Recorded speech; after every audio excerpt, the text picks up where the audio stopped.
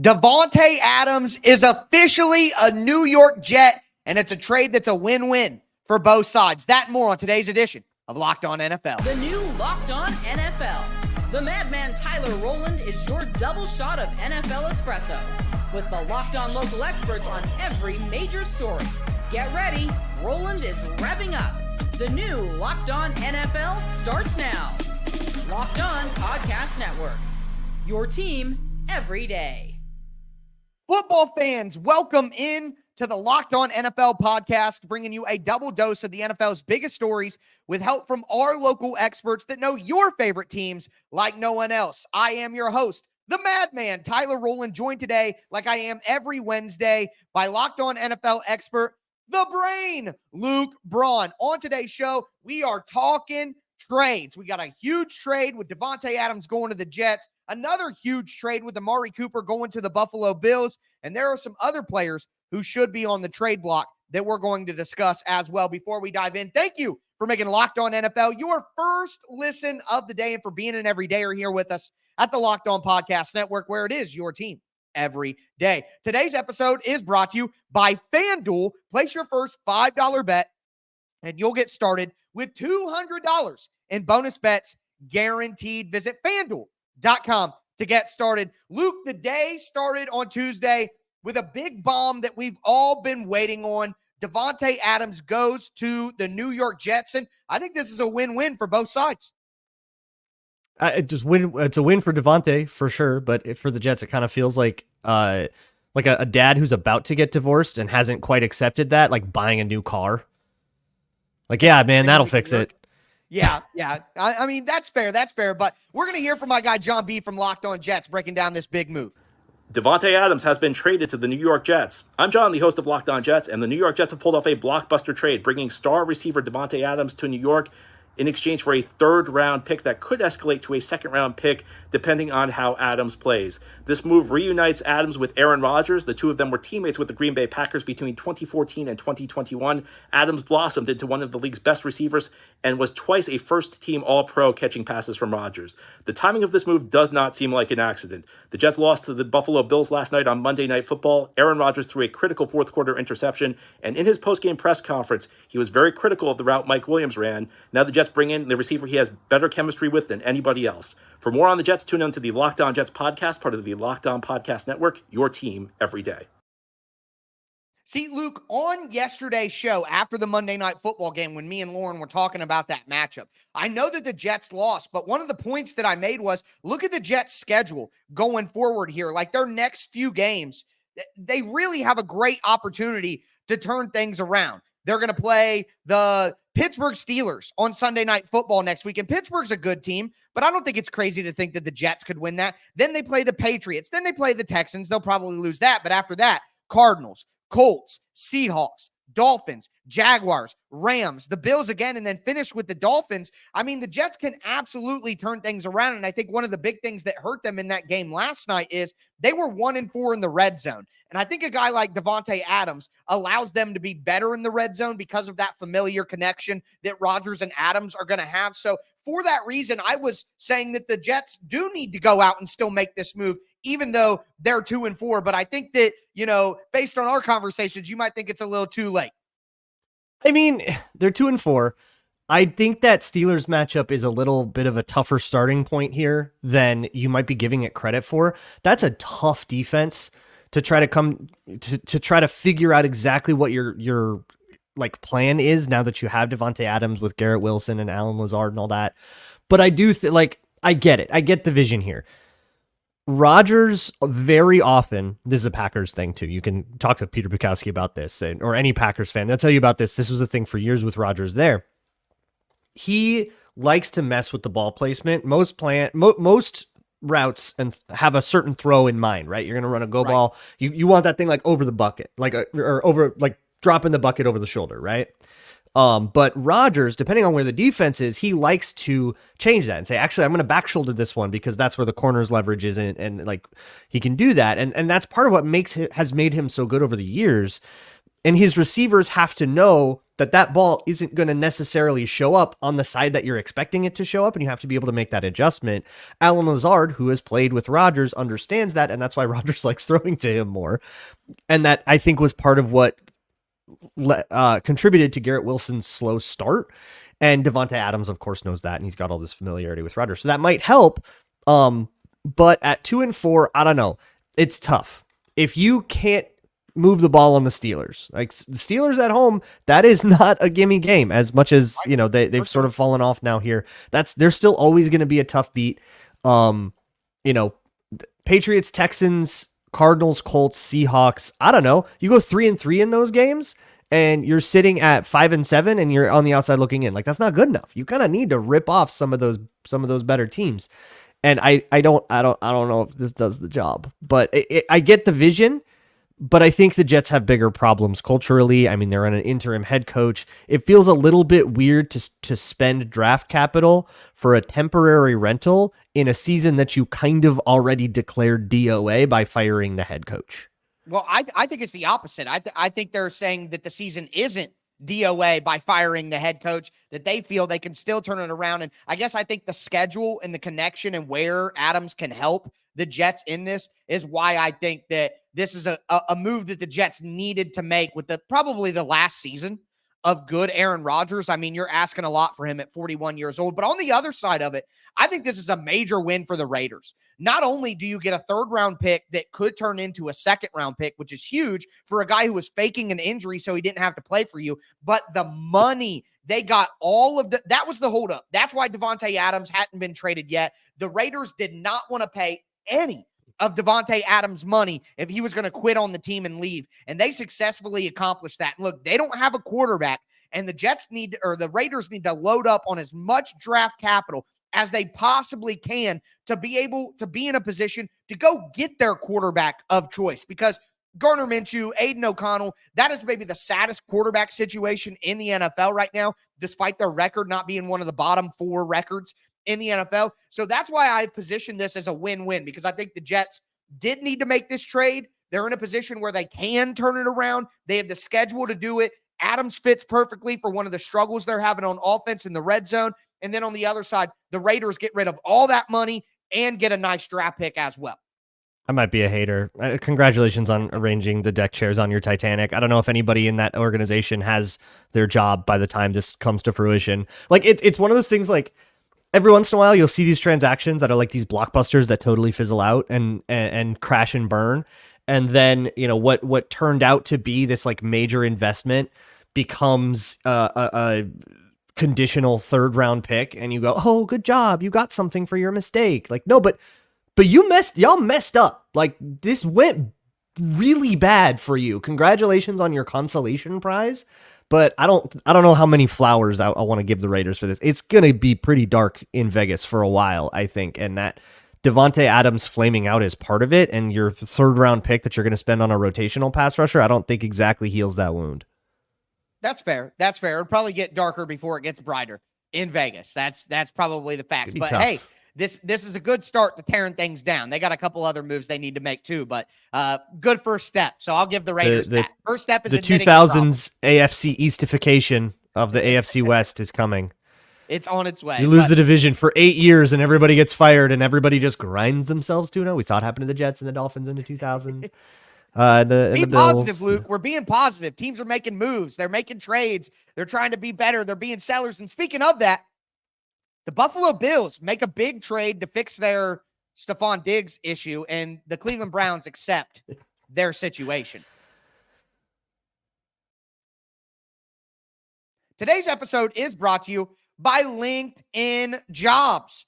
When you're hiring for your small business, you want to find quality professionals that are right for the role. That's why you have to check out LinkedIn Jobs. LinkedIn Jobs has the tools to help you find the right professionals for your team faster and for free. LinkedIn isn't just a job board. LinkedIn helps you hire professionals you can't find anywhere else, even those who aren't actively searching for a new job, but might be open to the perfect role. In a given month, over 70% of LinkedIn users don't visit other leading job sites. So if you're not looking on LinkedIn, you're looking in the wrong place.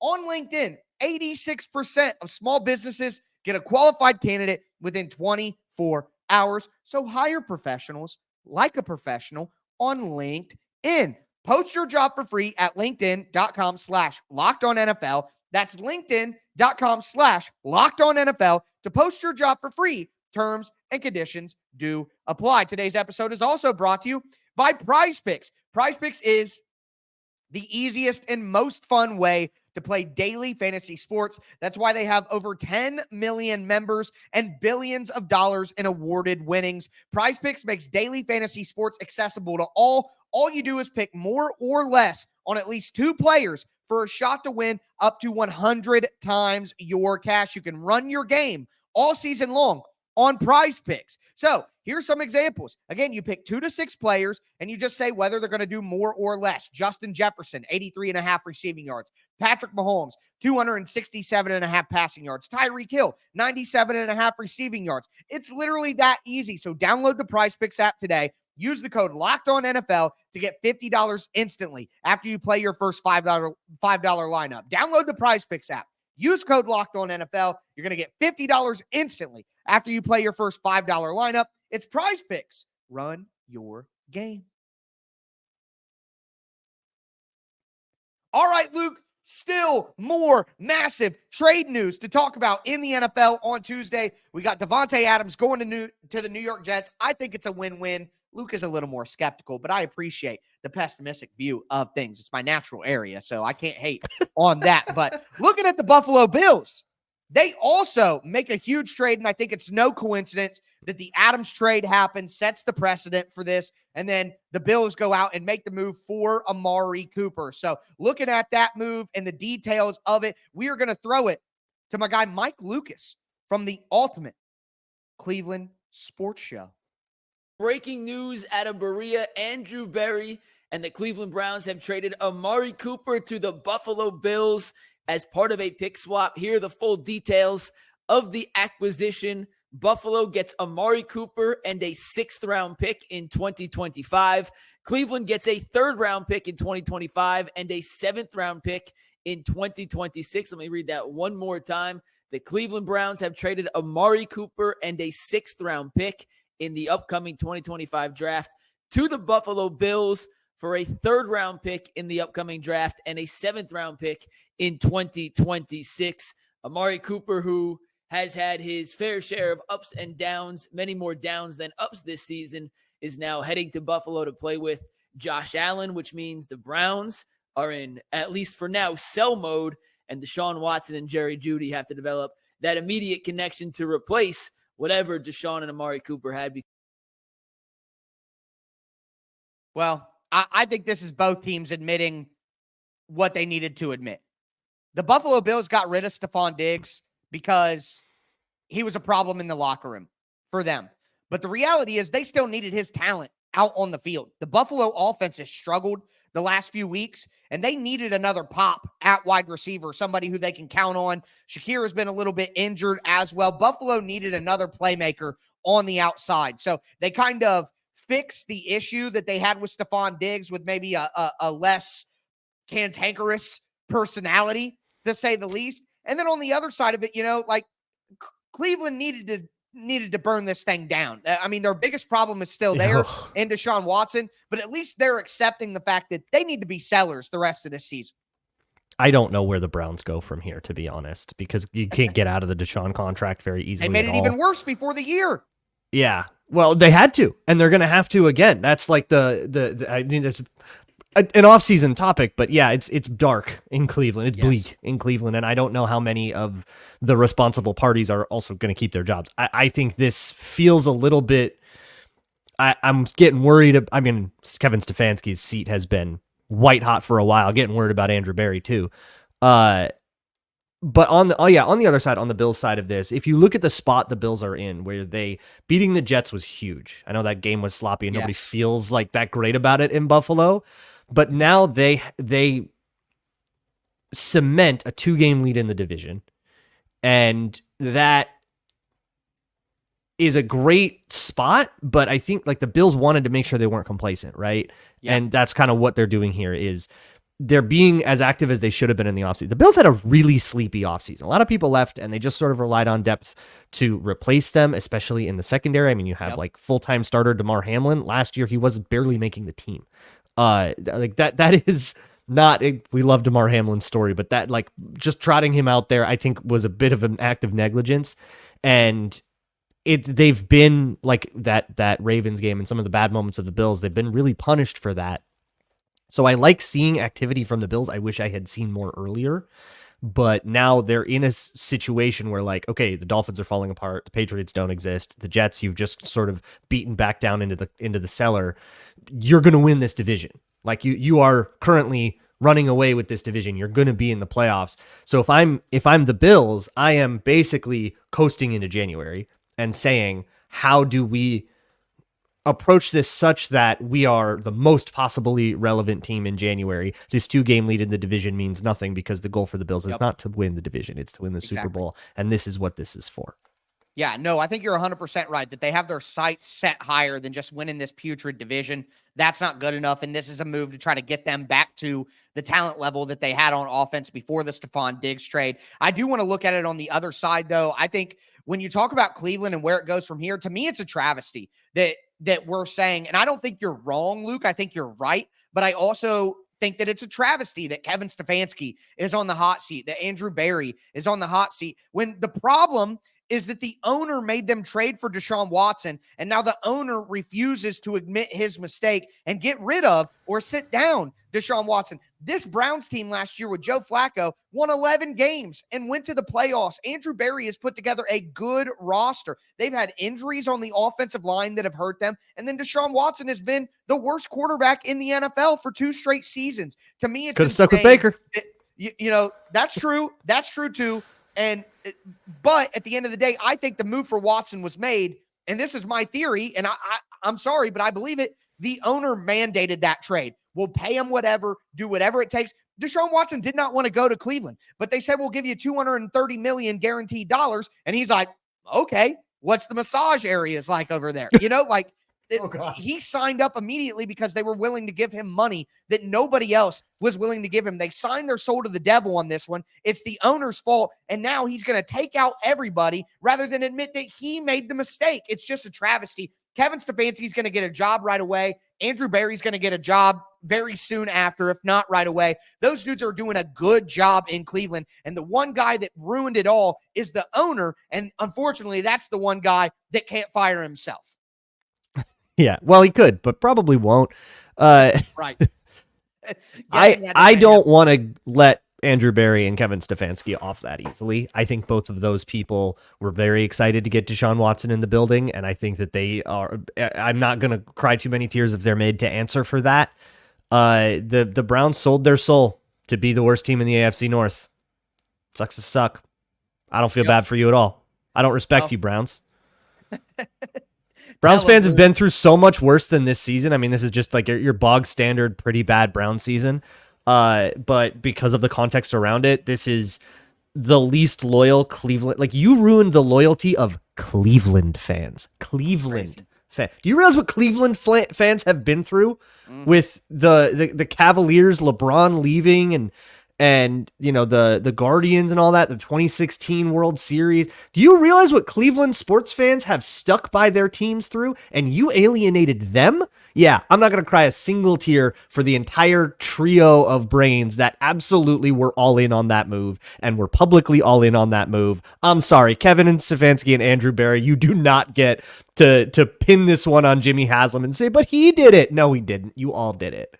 Well, I am not as certain of that, Luke. I think that if your boss tells you you're doing this, we're doing this, you're not going to go out in public and say, yeah, I disagree with the owner of the team, but I have to do this. You're going to say, yeah, we all love this move, but we will never know the truth of that. And if no, we'll never know the truth. I think I just have a different vibe. Want to blame everybody for it, but that's probably the only fair way to do it at the end of the day, Luke. If we don't know the truth, then everybody gets blamed. And you're right. To the Cleveland Browns fan base is one of the best fan bases in the NFL. They've been through so much, and to put them through this, that's a great point. That with Browns fans deserve better. Browns fans, you deserve better than what your Browns have given you. They absolutely do. But 2 massive trades, and there should be some more trades. on the way. We're going to talk about some NFL players who should be on the trade block and could get moved soon right now. Before we do want to let you guys know that today's episode is brought to you by FanDuel Sportsbook. NFL fans, yes, I am talking to you. NFL fans, you can start the second quarter of the NFL season with a big return on FanDuel, America's #1 sportsbook. So, you get a hunch in the middle of the game. You head over to FanDuel. You can check out the latest stats. You can view live play-by-play and so much more on the same exact page where you place your bets. FanDuel is truly an all-encompassing hub of football information. And right now, you can get started with $200 in bonus bets guaranteed when you place your first $5 bet. That's $200 in bonus bets guaranteed when you place your first $5 bet. Make sure that you head to America's #1 sportsbook. That's FanDuel. And you can see it at FanDuel.com. All right, folks, we're going to cap off today's edition of Locked On NFL. Talked about the Davante Adams trade. Talked about the Amari Cooper trade to the Buffalo Bills. Some massive news on a Tuesday in the NFL. It is going up on a Tuesday. Sorry, Luke. I had to do it. But with that being said, we got to talk about some other trade options that I think could be moved or should be moved here very shortly in the NFL. First, I want to remind you guys to get subscribed and stay subscribed for year-round free NFL content here on the Locked On NFL podcast, part of the Locked On Podcast Network, your team every day. And check out the afternoon edition of Locked On NFL and step into the barber shop with Tony Wiggins, the barber himself. But with that being said, Luke, I'm going to come out of the gate here with a little bit of home cooking. I try not to do too much home cooking here on the Locked On NFL podcast, but DeAndre Hopkins needs to get traded. Whether it be the Kansas City Chiefs, whether it be the Baltimore Ravens, whether it be the Pittsburgh Steelers, I don't really care. And I'm a guy who covers the Tennessee Titans and also admittedly a Tennessee Titans fan. The Titans season is over. DeAndre Hopkins' contract is up at the end of the year. He's going to be 33 years old soon. He needs to be traded to a contender. His contract, like his salary, isn't too expensive to where he wouldn't be, it wouldn't be possible to trade him in any way. DeAndre Hopkins, we see Davante Adams, we see Amari Cooper. DeAndre Hopkins needs to be the next wide receiver dealt, and he needs to go to a contender. It helps the Titans, whose season is absolutely over with. Send that man to a team that can win. I'm trying to think of what that team is and who needs like the wide receiver help. I think every time this comes up, my brain goes to the Packers, whose wide receiver group has just not been what they hoped it would. I mean, they had this whole thing with Romeo Doubs. Dontavion Wicks has been a catastrophe. I just think they have enough. They have. I mean, enough they have Jaden They're Reed. not desperate enough to do it. I think they have Jaden Reed emerging out of that group, and everybody else is just dudes. Adding DeAndre Hopkins to that, I feel like would allow them to use Jaden Reed as more than just like a deep ball slot and like really, really try to get him chunk plays in different ways. And plus having a little bit more of a reliable possession receiver than what Romeo Doubs has been, who's been unreliable in a couple different ways.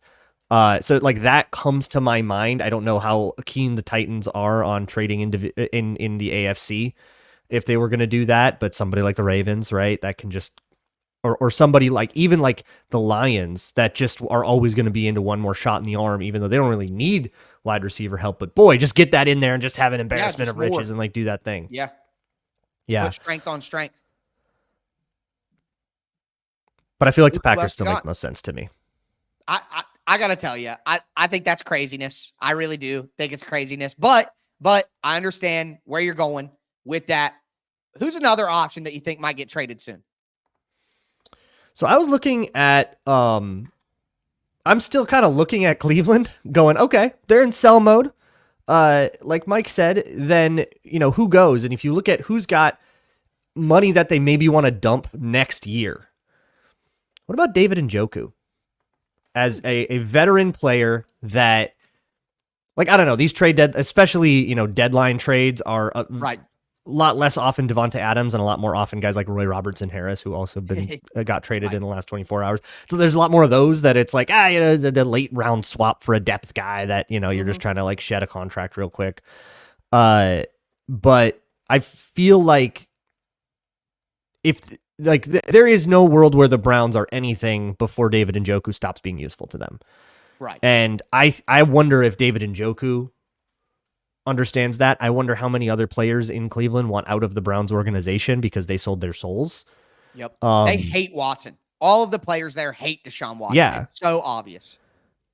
So again, thinking of like contenders, like I wonder if, who I never thought of for DeAndre Hopkins, the Chiefs, of course. Why didn't I think of the Chiefs there? That's what I said, Luke. If you listen to me, that was the number one team that I think that is the number one team. And why didn't the I Titans traded a third round pick for L'Jarius Sneed. So just give the Titans their third round pick back, and the Titans will send a sixth or a seventh round back, and then there you go. Everybody's happy. You know what I mean? And then that move is undone, and we're all happy. Yes. Yeah, yes. I love that. I want to mention one other move, and it's real crazy, and it's probably not going to happen, but it would be so awesome. Trade Max Crosby to the Lions. He went to college. I didn't want to say it. He went to college in Michigan. They just lost Aiden Hutchinson for the year. I believe that the Lions front office could make the money work. I mean, Max Crosby keeps saying that he doesn't want to leave. He's never leaving the Raiders, blah, blah, blah, blah, blah. But they need to tear that thing down. They need to fire Antonio Pierce. That was a fever dream mistake, and I called it that in the offseason. They got rid of Adams, get rid of Crosby, tear that thing all the way down and get as many draft picks as you can. Max Crosby going back to Michigan to play for the Lions. That would just be such a cool move. I know that Raiders fans are probably cringing to hear that, but that's what needs to happen for both teams. I think it would be an awesome move. It would be great for both teams. I would hate it as a Vikings fan because I do think that the Lions have really game planned everything about their defense to funnel through Aiden Hutchinson. Every single pass rush plan that they deploy is meant to get Aiden Hutchinson one-on-one with a two-way go, or he can go inside and outside without running into anybody's gap. And so without him, I mean, that's the focal point, right? That's the Lakers losing LeBron. I feel like he has to be an untouchable piece for the Raiders, though. I just feel like the Raiders, like, you can have anybody else if you're the Raiders, but you can't have Max. Like, he has to retire a Raider to me. I feel like you have to keep him in the building all the way through this, pay him whatever he asks and have him be the legacy Raider that carries you into whatever the next chapter is. It's going to be so bad for the short term for the Raiders. And I feel like you need to keep Max Crosby in beyond that. But I mean, if you want to get rid of a pass rusher, dump a pass rusher off to the Lions, what about Tyree Wilson? He's not working out. Developmental player that's not there. Good. I mean, maybe Hassan Reddick could make sense with the new representation and new agency that he has. Maybe that would be a more suitable. I honestly think they have to. But hey, fresh start and you can develop this guy kind of guy. I mean, those kind of second year players, or even next year, like third year players that are, you still have a high draft grade on them that you care about, that kind of thing. I feel like it can be a more sensible thing to ask for, but then you do have to understand that, like, you're not just getting Aiden Hutchinson part 2. You still have to kind of adjust your game plans in the middle of the season for what you do. And it's just a tough spot for Detroit. Yeah, it is. And I mean, realistically, I don't see a Max Crosby deal happening. But at the end of the day, I agree with you with how important Aiden Hutchinson was to the Lions defense. I just think that their Super Bowl aspirations are shot without him. So they got to do something drastic if they want to keep the wins and the sales for this season. But with that being said, massive day in the NFL. Make sure that you tune into the afternoon edition of Locked On NFL with Tony Wiggins. Step into the barbershop. For me, the host, the madman, Tyler Rowland, my co-host, the brain, Luke Braun. Make sure that you guys enjoy yourselves and stay safe out there.